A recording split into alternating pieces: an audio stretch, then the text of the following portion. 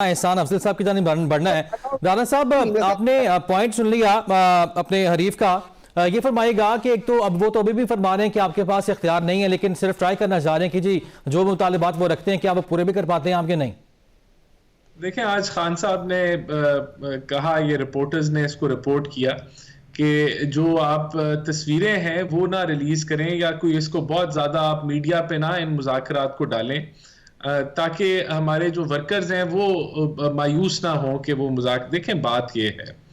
कि इन्होंने अपनी जान की बाजी लगाई और इन्होंने कहा कि हम कफन बांध के जो है वो आ रहे हैं और जनाजों की तैयारी कर लो, और इनका जो लास्ट कॉल या फाइनल कॉल थी वो फेल हो गई। उसके फौरन बाद इन्होंने मुज़ाकराती कमेटी बना दी और पूरा हफ्ता टीवी पे ये डिस्कस होता रहा कि हुकूमत क्यों नहीं इनसे मुज़ाकरात कर रही, और हर जगह ये कहते रहे कि भाई हमारे साथ मुज़ाकरात करो। हम अब कह रहे हैं मुज़ाकरात करो, आप कर नहीं रहे। अब ये कह रहे हैं हम टेस्ट कर रहे हैं।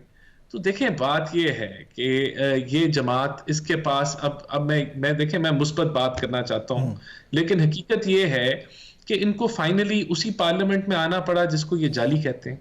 इनको उन्हीं के साथ मुज़ाकरात करने पड़े जिनको कहते हैं कि डिसीजन पावर नहीं है, और अब कह रहे हैं जी हम टेस्ट कर रहे हैं। तो बात ही अच्छी बात है, हम इसको मुस्बत समझते हैं कि पार्लियामेंट मजबूत हो रही है, जमहूरियत मजबूत हो रही है, जिसको बारहा। बिल्कुल ठीक, राना साहब इस पर आपका पॉइंट आ गया। मुझे आपसे एक और बात भी जाननी है कि आज हमने देखा कि जो मुज़ाकराती कमेटी है, 2 अरकान का इजाफा हुआ, एक तो खालिद मकसी, दूसरा एजाजुल हक, और हम क्योंकि इख्तियारात की भी बात कर रहे हैं तो मोहसिन नकवी को शामिल इसमें क्यों नहीं किया गया?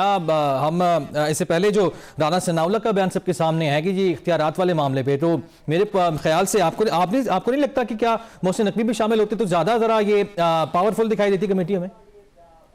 देखिए, बात ये कि हुकूमत की जो कैबिनेट के कुछ मेंबर्स हैं वो इसमें रिप्रेजेंटेड हैं, तो मोहसिन नकवी भी रिप्रेजेंटेड हैं क्योंकि वो हुकूमत का हिस्सा है, और हुकूमत की जो डेलीगेशन आई है वो इट इज एम्पावर्ड। अब उसमें एक मिनिस्टर हो, ए हो, बी हो, सी हो, ये मैटर नहीं करता। जो कैबिनेट है उसने अपना जो सैंपल है वो इसके अंदर डाल दिया है, इस कमेटी के अंदर, तो दैट इज गुड इनफ। ये तो एक ये चीज जोड़ते रहे, प्रोपेगेंडा करते रहे। बहरहाल हुकूमत ने अपना जो है वो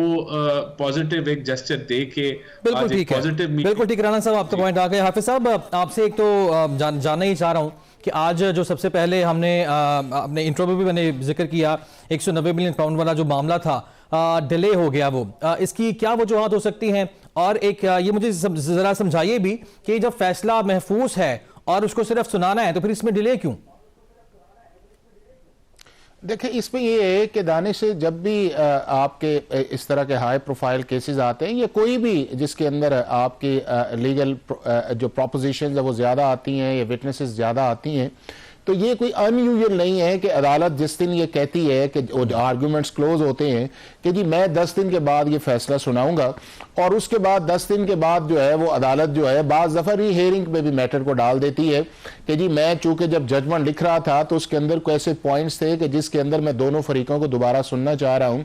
या उसके बाद ये है कि चूंकि अगर आप जजमेंट लिख रहे हैं तो उसके अंदर आपका मुमकिन है कि आपको टाइम और चाहिए, तो आप उस केस को जो है वो 5 या 7 दिन के लिए आगे कर देते हैं। तो ये हमारी हाई कोर्ट्स के अंदर, सुप्रीम कोर्ट के अंदर या आपकी जो डिस्ट्रिक्ट जुडिशरी है, इसके अंदर एक होता है, कोई एक्सेप्शनल चीज ऐसी नहीं है। लेकिन चूंकि यह है कि पाकिस्तान के एक पॉलिटिकल एनवायरनमेंट के अंदर जब हम रहते हैं, उस प्रोसेस के अंदर फिर हम हर चीज को किसी न किसी एंगल के जरिए देखते हैं, और उस एंगल को जिस तरह आज इस प्रोसेस के अंदर जोड़ा गया है कि जी शायद एक तरफ पॉलिटिकल डायलॉग स्टार्ट है और दूसरी तरफ ये एडजर्नमेंट है, तो मैं ये समझता हूं ये बिल्कुल ऐसी बात नहीं है। चूंकि बुनियादी तौर पे जो फैसला रिजर्व किया गया था उसके अंदर जो डेट दे दी गई है वो है 6 जनवरी की, और ये जो पॉलिटिकल डायलॉग है मेरा ख्याल है इसकी भी फर्स्ट वीक की डेट आई से, और आगे जो है वो आगे मामला चलेगा। चूंकि जब इनके रिटर्न जो है वो चीजें जो है पीटीआई जो है वो अपनी चार्टर ऑफ डिमांड जो है या एक चार्टर ऑफ निगोसिएशंस जो है गवर्नमेंट को देगी, गवर्नमेंट उसको रिप्लाई करेगी, और फिर उसका क्या कॉन्स्टिट्यूशन या लीगल क्या कवर के अंदर नीचे जाएंगे। तो मेरा ये ख्याल है कि it may time for several weeks. ये कोई ऐसी बात नहीं है कि जी आप ये कहें कि जी 2 या 3 मीटिंग्स के अंदर आएगा। तो जहां तक अदालत के फैसले की बात है जो 190 मिलियन पाउंड्स का है या जिसे अल कादिर ट्रस्ट के नाम से जानते हैं, तो अगर आज जज साहब ने ये कहा है कि 6 जनवरी को जो है मैं इसका फैसला अनाउंस करूंगा, तो मेरा ये ख्याल ये है कि अब 6 जनवरी को जो है ये फैसला जो है वो अनाउंस होगा, चाहे वो प्रोसिक्यूशन की स्टोरी जो है वो सक्सीड होती है हो रही है या डिफेंस का जो इसके अंदर स्टैंस देने की कोशिश की जाती है, तो क्या बेहतर नहीं होता कि इस सारी सूरत हाल में इन जो अफवाहें हैं उनसे बचने के लिए फैसला सुना दिया जाता और तफसीली फैसला जब मर्जी आ जाता फिर उसमें?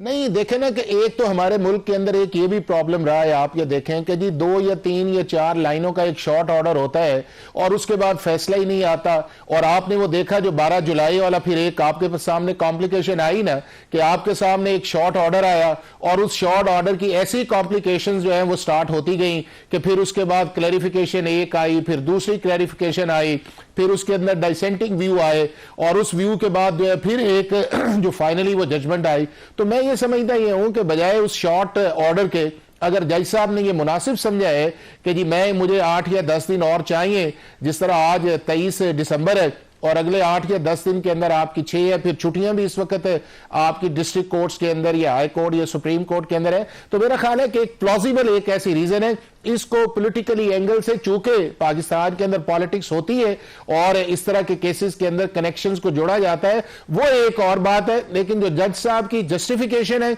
या जज साहब ने जो एडजर्नमेंट की है वो पाकिस्तान के जुडिशियल सिस्टम के अंदर कोई एक्स्ट्रा ऑर्डिनरी एक ऐसी चीज नहीं की कि जो आज तक हुई नहीं है और आज जज साहब ने उसका फैसला किया है कि